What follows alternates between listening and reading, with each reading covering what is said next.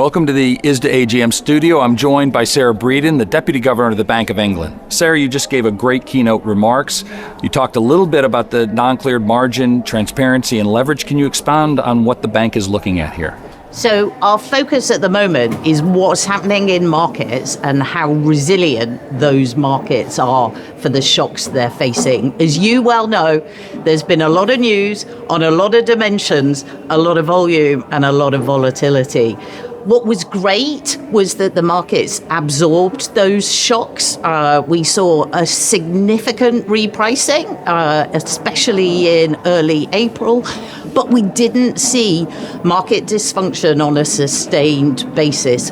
What worries me is what happens if that occurs. What do we need to do to ensure the resilience of the market? And in that theme, we're doing three things.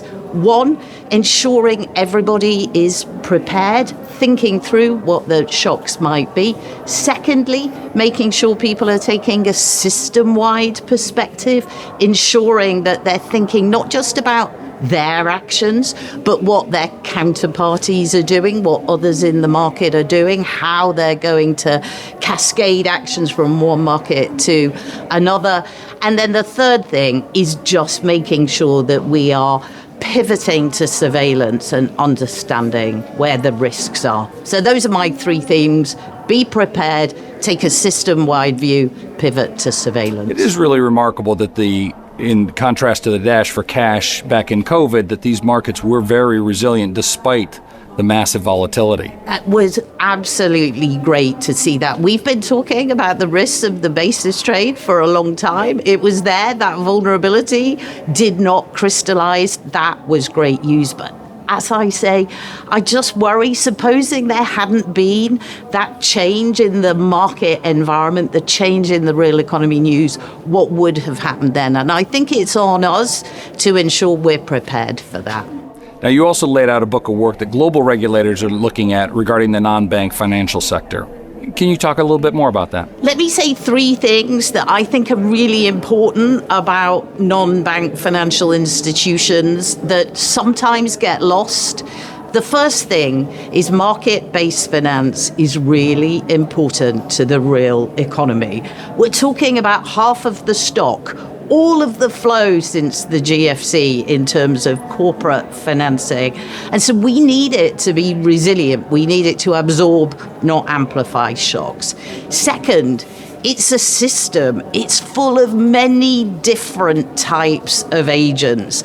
And focusing on the individual entities, I think, risks giving us the wrong policy messages. I think we have to think system-wide. How do these entities combine in their actions? How do actions in one market cascade to another?